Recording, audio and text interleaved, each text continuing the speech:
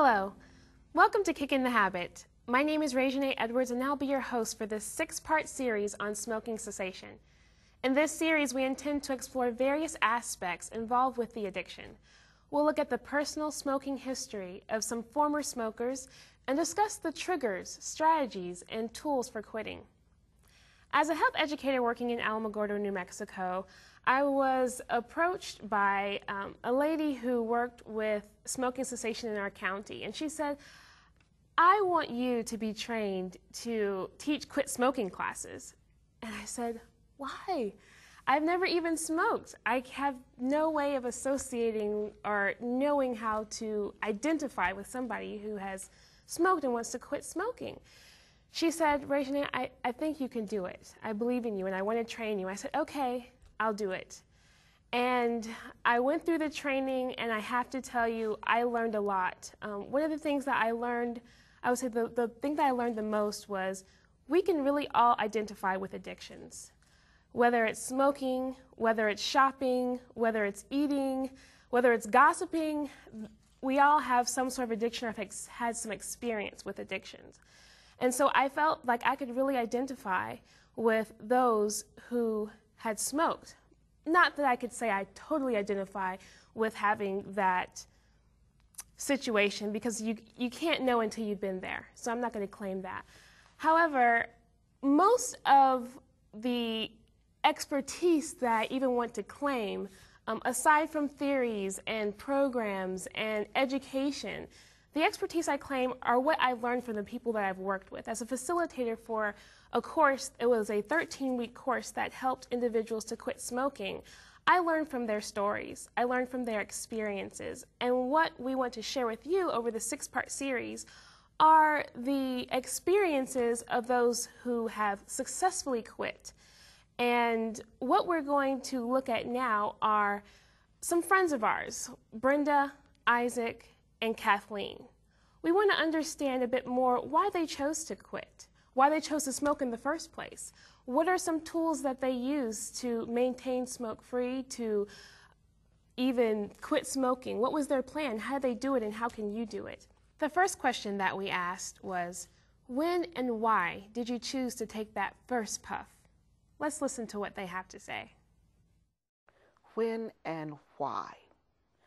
Actually, the when was as a child walking with other friends and just taking a puff here and there because we were children, and that's what we did. We just walked, going to the movies, and bought cigarettes, because then you could buy cigarettes as a child, and that's when I first took a smoke, but that wasn't when I gained the habit.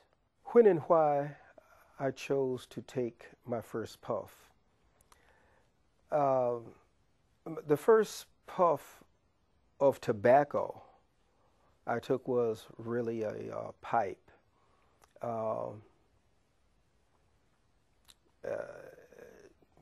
Pipe tobacco smelled good, so I wanted to smoke something besides a cigarette, so I picked up a pipe, and I smoked a pipe. I started smoking in my teens, and I always heard that it was a good way to manage stress. It seemed like it relieved stress for the people I saw smoking. Now we've heard those responses to the question, why did they choose to take the first puff? It was interesting what Brenda said. She started smoking as a child, just walking with her friends, and that they were able to actually purchase, as children, cigarettes. And that sounds crazy to us. But just looking at that, would she have chosen to smoke if she couldn't purchase it, if her friends weren't smoking? So those are factors that we can look at to say that influenced her choice. As a child, they had no adult supervision, there was nobody else with them, and not only that, but it was under a social setting, so they were doing it with their friends. Now, we didn't ask her if she did it alone or not, but at that age, they were doing it together, like a social connection. So there we see availability, we see the social connectedness that they had with each other. Those were influencing factors for smoking, for Brenda, as she started. But then she also mentioned that she knew it wasn't a habit. We find that a lot with younger people, that they may not smoke on their own or alone. They may smoke 2 cigarettes a day or just on the weekends when they're drinking with their friends. I found that a lot. And they're actually not considered addicted. They're doing it for just the fun of it. And then we look at Isaac. He's so funny. He said that he didn't have an interest in cigarettes. He wanted to smoke a pipe. It smelled good. You know, I talked with him a little behind the scenes, and he said it looked cool. So for him, it was the cool factor that led him to choose. And then we have Kathleen. She spoke about what so many speak about, the relief of stress. She looked around and she saw, oh, well, it works for them. Maybe it'll work for me too. And so she tried it.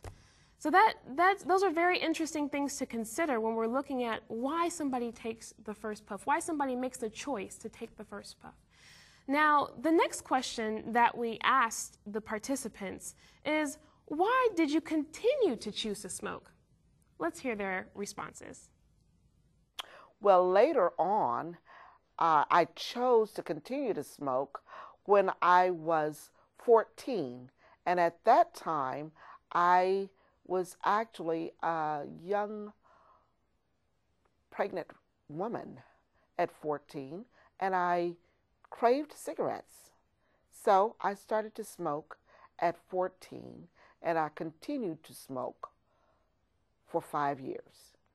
And then when I started smoking, it just became a habit for me because I quickly became addicted, and I did see some kind of relief.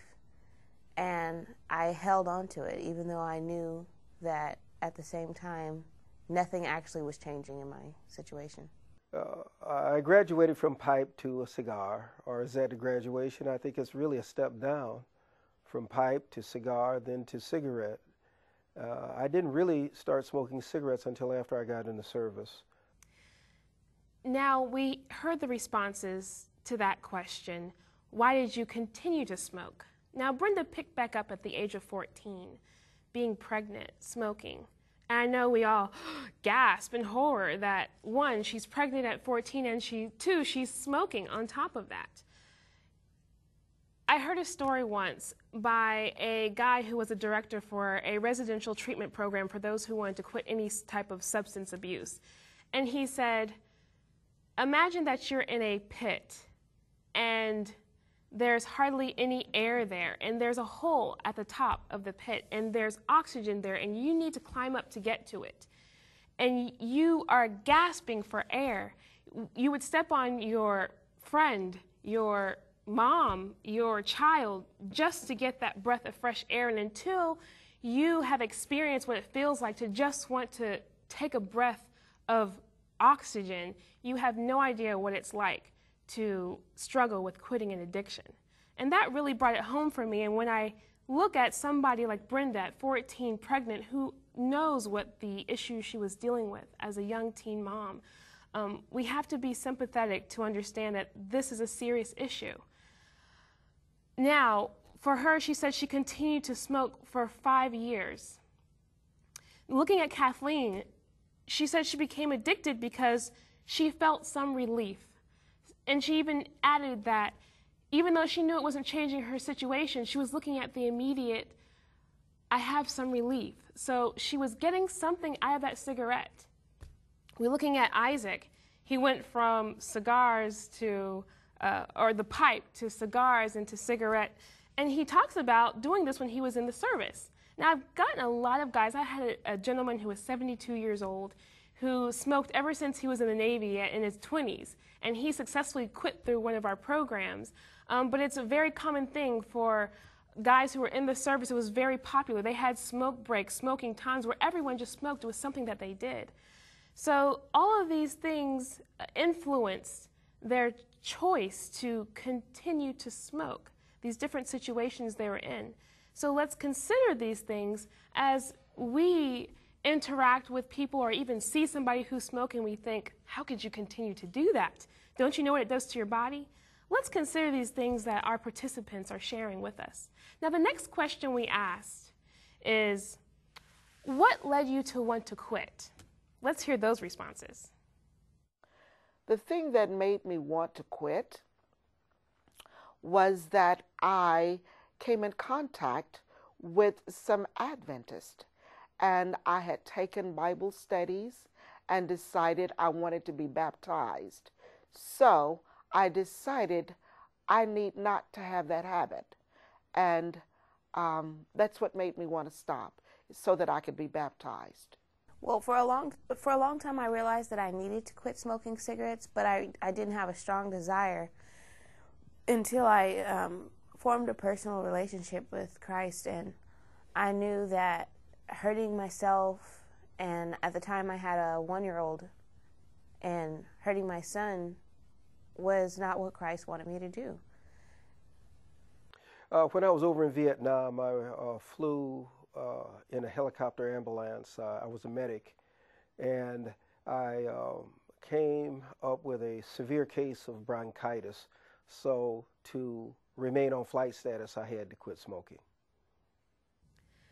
So we heard those responses. What led them to want to quit? Now, the first one, Brenda, she said she met some wonderful Seventh-day Adventist Christians that she started doing Bible studies with, and she decided that she wanted to quit.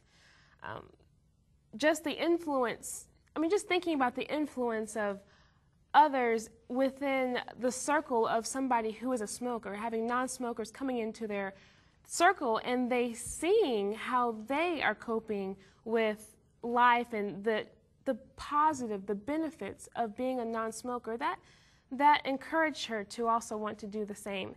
Now we're looking at Kathleen as well. She said that she formed a personal relationship with Christ. And not only did she have a sense of, I want to do this to please the Lord, but also that her health and her child's health was also something that Christ wanted her to consider when she said, this is not what Jesus wants me to do. So just she's realizing that connection there and that desire that Christ has for her.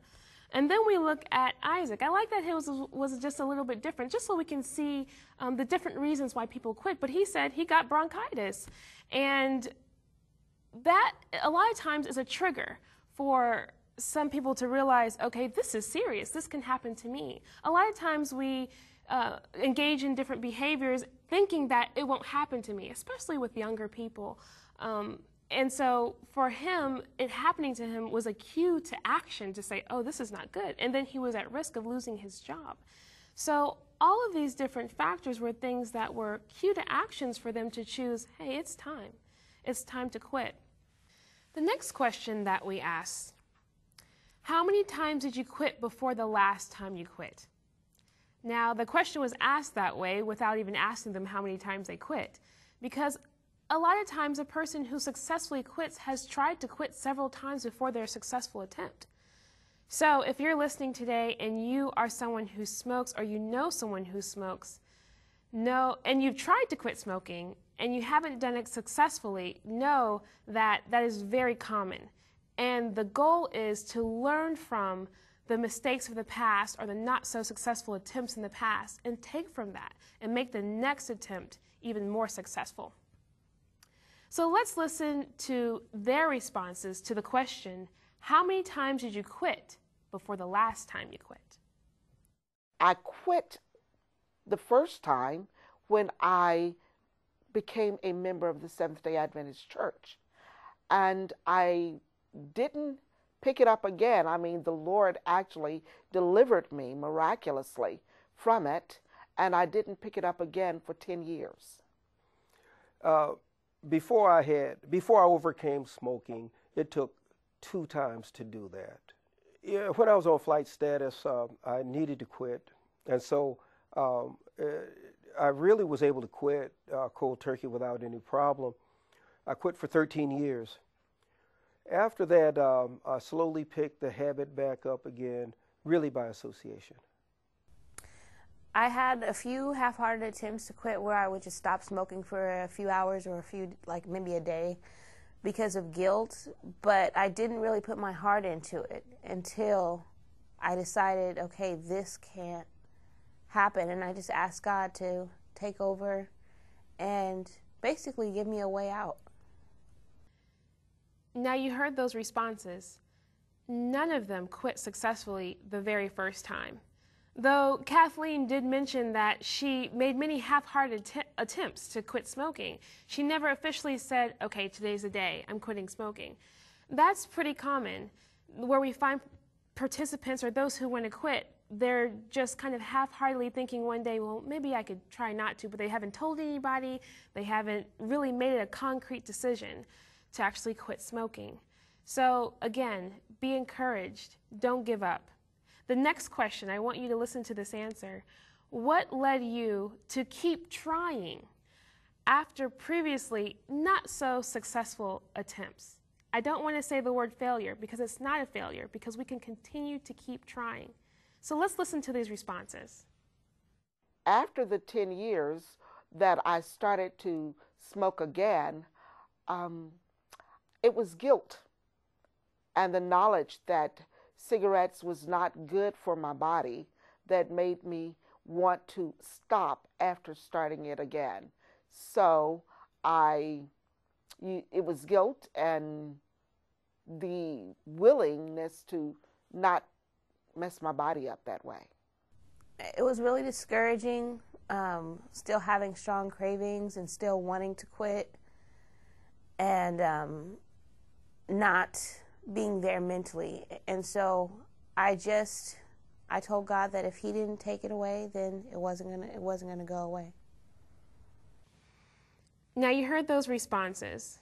You heard what Brenda said, the guilt of continuing to smoke. And this is something that we hear over and over again, especially for those who are coming into the church or around a lot of people who, their family members who kind of can make them feel better. Just when they realize that, this is hurting their body, they feel a lot of guilt that weighs down on them.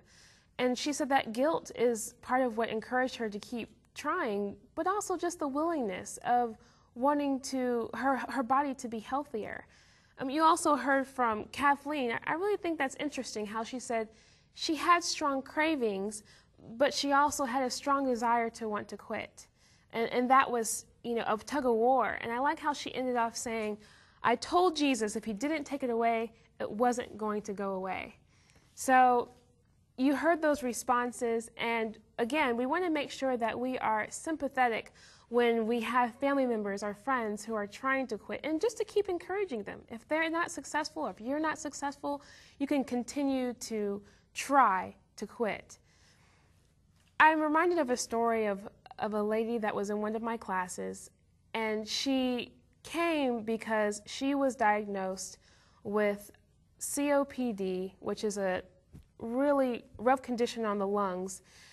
And her doctor said that she had 5 years to live. Mind you, she was 35 years old and had 5 children, all under the age of 16. So she came to the class, and she was faithfully attending, and she was gung-ho about quitting. And she made an attempt to quit. And I'll never forget, she came back to class one week, because they're 13-week segments, and she just broke out in tears. She said, "This is not fair. I don't want to quit. The doctor just said I have to, and I'm just not ready." And, everybody kind of huddled around her.